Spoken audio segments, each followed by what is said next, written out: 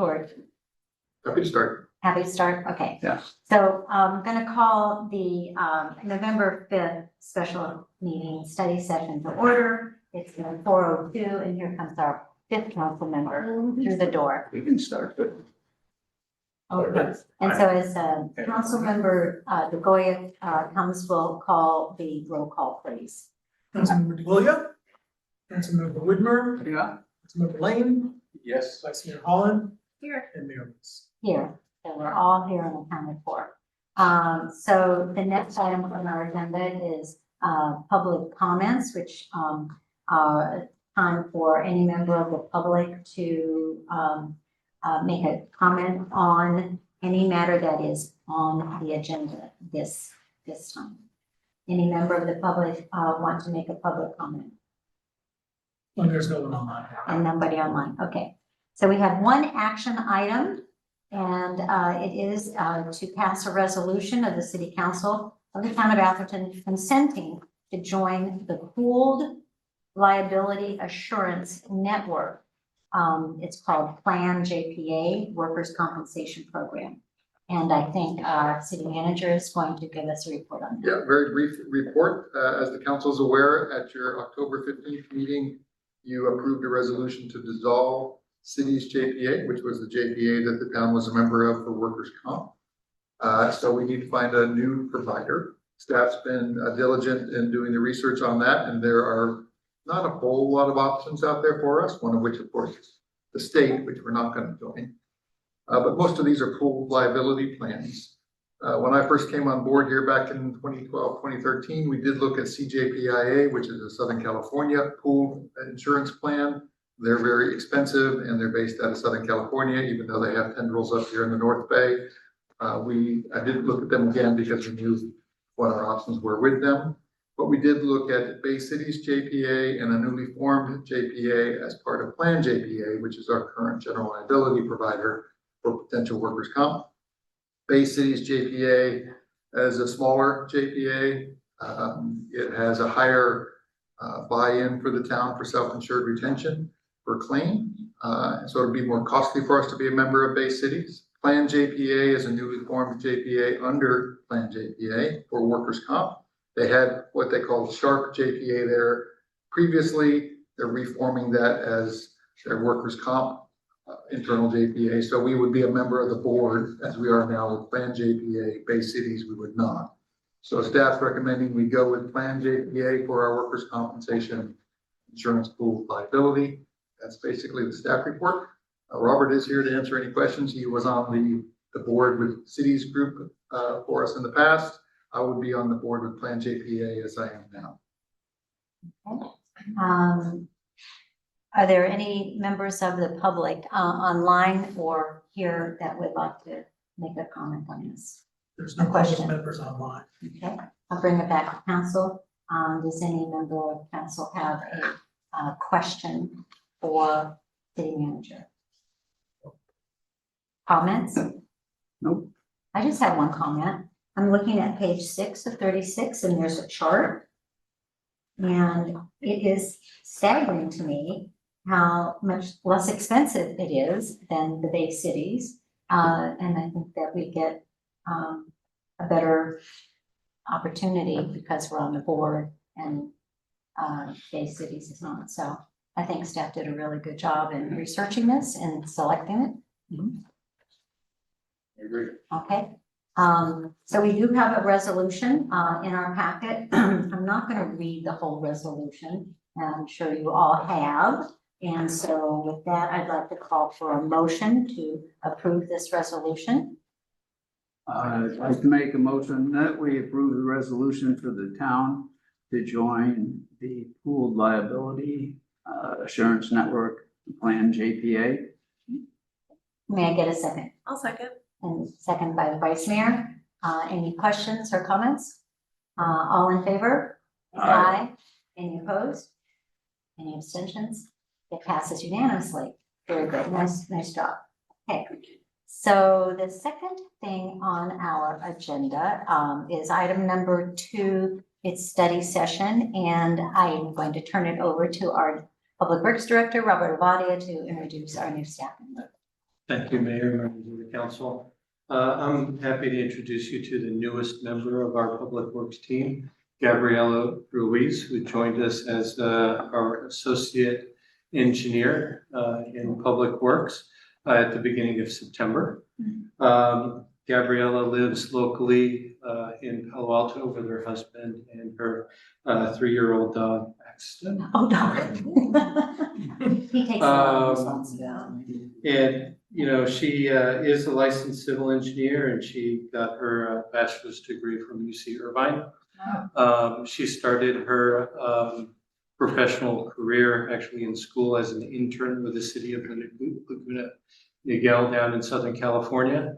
And then after graduation, worked for a couple of private consulting firms, predominantly in the design realm, and a lot of work is in transportation type projects, so a streetscape, roadway, active transportation, and traffic signals and a few other things like that. So we're really happy to have her with us. She's got her feet wet, learning more about municipal service, and has taken on encroachment plan reviews and inspections, grading and drainage plan reviews, and has started winterization inspections for us in compliance with our NPDES permits.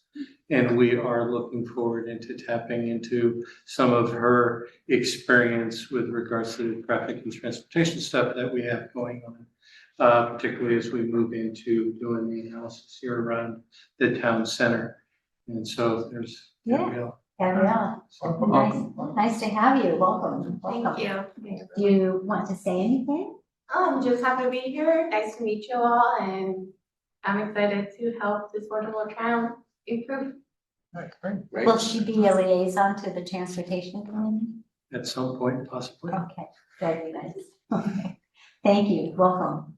Okay, moving right along, our third item on the agenda and our last one is to provide feedback and direction regarding the electrical vehicle charging use and enforcement policy. And I'm going to have our city manager give us a report on that. Thank you, Madam Mayor, members of the council. As you know, at your last council meeting, you approved the installation of 2 dual port chargers for the park. These will be in the front parking lot where the town's temporary buildings were located. With those installations of those spaces came the question of signage for those spaces. As you know, for the ones here at City Hall, we started with just the stenciling on the ground and the sign behind them. And then we started to get a few complaints about people parking in those spaces and they weren't actively charging in those spaces. So there is an ability under the MUTCD to put up additional signage that allows the PD to enforce the fact that you have to actually be charging in those spaces. If you park in them, we put those signs up and we do that based on a complaint basis only. So when we approved these, or when you approved these at the October 15th meeting, there was a question about how we're going to handle the ones in the park. So we're returning it to you for some council policy direction on what you'd like to do. At a minimum, we're required to stencil on the ground EV charging spots, but the additional signage is subject to council's discretion. And that's why we're here tonight. I'll check on if there's any members of the public online who might want to ask a question about this. None. None, okay. Any member of the public in council chambers? No. And then we'll go to council. Any member of council have a question that they'd like to raise at this time? Any comments? So George, what you're asking us to do, it's really that we are just providing feedback to what you've written here. It's not like passing a motion to approve it, or did you just want us to? Correct. At a minimum, we're going to put the EV stenciling on the ground for the charging stations. But I mean, options for the council to consider, we could just do that and see how the spots play out. If they get very busy and people start to complain about cars parking there that aren't actively charging, then we could consider putting up the enforcement signage to allow us to enforce that on a complaint basis. Or we can start that way with the enforcement signs up there. And then also just a note in here, we're recommending that the charging rates be the same as what they are here, which is 32 cents per kilowatt hour for the first, for the energy charge, and then $2 parking charge after 2 hours. So I'll make a comment on what you just said. I think the level of people's frustrations to make a complaint, you know, it has to, is the impetus for them to make a complaint. They get frustrated if, you know, they see that people are, you know, taking advantage of these EV charging stations. And then they call, and so then we have to, you know, make a modification. Personally, I think we should do it as we have it here and just keep things consistent. Just from the get-go. I agree. Do you agree? And Mr. DeBoer? I think this came up because a resident made a comment about putting 4 charging stations in the park. That's what we're doing, We're right? doing two. Yes, we're doing 2 dual port chargers now. And the charging stations are over where our temporary building was, Yes, which I think will make it so that the demand for those spaces for non-EV chargers is less significant than if they had been near the pavilion, because Little League fills that up when there are games. I don't have any problem with the idea of taking it in steps as George laid out. I think that these units here are used pretty well.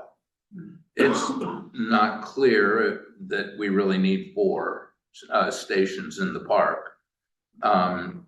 Maybe at some point we will. It was wise to do it because it was essentially almost free, yeah, because it was a grant from PCE. So I think we should do it. Well, yes, Mr. Whitmer. Yeah, at this point in time, I just don't see a big demand for charging at the park, especially at that location, as Rick pointed out. It's not near anything other than the North Meadow. And it could become a problem when we're having, you know, a large gathering at the park. It doesn't seem to be a problem right now. I think that George's recommendation, just like we did here, you know, we can see how often people are charging, how long they're staying, when we're doing the $2 extra surplus charge. So he's got all the statistics. We'll have that over there. If it becomes a problem, we can always put the signs in. But right from the get-go, I just don't see a need for it, first off. Secondly, you're not supposed to be in the park after dark. Now, there have been problems here because a lot of the neighbors have come up to charge their cars. But I don't see that happening, you know, in the park. I mean, the chief might bring over his electric car and charge it, but he's in the park. He's a resident there.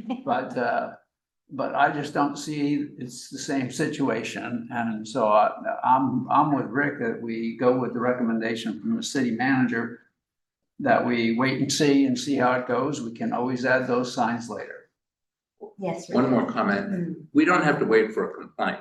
I mean, the city gets the information when people use the charger. So there's absolutely no reason to wait for a complaint. The city can just look at how they're being managed, and if there's demand for them, then we can step it up and put in the signs. Are they on any map that would show up for people who are looking for a charging place? Yes. They will be. It'll show up on the charge point maps. So that might be the only thing that would drive higher usage. Right. So then the question is, what % of the time is the parking in the park filled?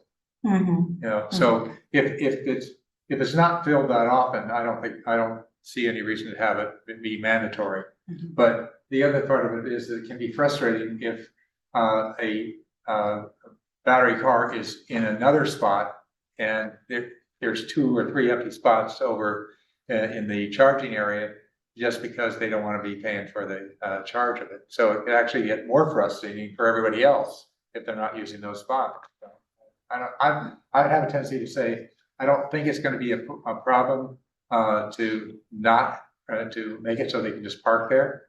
for one thing, if they don't wanna charge, they're probably not gonna park that far away from the baseball, from the softball game or baseball game. It's And, not- yeah, so, The park is relatively. I know, but Small. people have a tendency to Think about park, and like, Yeah. I'm always amazed at Safeway when there's a spot right here, and they wait for the spot down the end. Yes, yes, please. So the real question is, do we wanna have a sign saying EV only park in the spot when you're charging For enforcement. for enforcement? Yeah. Cause the rest, like, all the labeling of the EV Correct. work and the charging, so it's really, do we wanna have a sign to allow for enforcement? The sign on the ground says EVs charging. Right. So it already says that, It's an but EV, yeah. the issue is, do we put in an extra sign? Which This we're is- not required to do. Yeah, like we Right. have out here, Yeah, this is, I'm it's just for making active sure I'm charging. understanding how simple this question is, because I don't know why we wouldn't put Yeah. a sign there to allow us to enforce it if it becomes a problem, Well, we because can if it enforce is a it. problem, then we have to add the sign so that we can enforce it, and so No, we It don't need the doesn't- sign to We enforce it. do need this. we have to have a sign in order to enforce it, and so, because they need to be knowing of the rules, and so if it becomes a problem, we have no, it slows us down fixing it when it's a cheap sign that it doesn't, I don't think it's a Yeah, big deal. When you install it, and you don't have to, Yeah. the time and materials and people and labor So just to ask- round them up and. do I that. only drive EVs. Mhm. I rely on the ChargePoint map a lot, and it tells you if they're not being used. So if a person has parked a gas car in that parking spot, on the ChargePoint app, it shows it as available. So people who might be needing charging, when I moved here, I didn't have a charger in my house. I had to go charge my car Mhm. in public EV charging spots. The closest the time was at a school. So I like parked at a school and walked home and then walked back. So there are residents who might use this. And there are people who use the park who are gonna use it as an opportunity, or people who are low on battery who are gonna stop for it, and then they're gonna get there and there's a gas car in there. Or a car that's not charging. Is the complaint usually about a gas car in that spot, or about somebody not charging? It I thought shows somebody that had no it's- charge. in use if it's plugged in. So if it's not plugged in, Right. if someone parks in it, uses that, a regular parking spot, it will show it as available She- on You're Okay. talking about the Yeah, app the and map. everything, the but, map. Okay, well, the map might be the, Yeah. one reason to have it enforced, then Mhm. if it's showing up on the map and it's saying, that it's available, but they show up and it's not, that could be a, frustrating. yeah, very frustrating. I would like to just, dampen any frustration or any, people having to, go and get upset and then call or, and stuff. If we do everything right the first time, then, we can manage it better. Mr. Widmer, Yeah, so I think the average person does not park in an EV charging station. If they don't have an EV car. I mean, if you go down, even at the busy times down at Stanford Mall, there's a ton of open EV spaces and the parking garage is packed.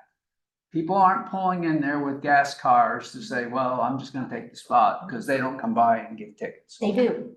They do. Well, they I do have now, seen- but No, they do. They have roving, guards that check regardless, those. people aren't jumping. So in. I don't think your That's all I'm argument saying. is We very don't valid enforce at it this anyway. point. No matter what, we're not gonna enforce it. We don't enforce these.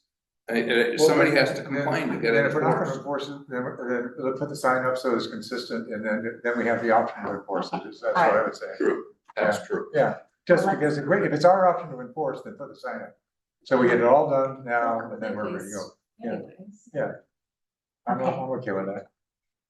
So is that the kind of direction you want, or do we take a motion on this? Well, if I count 3 to 2, put the sign up. Mhm.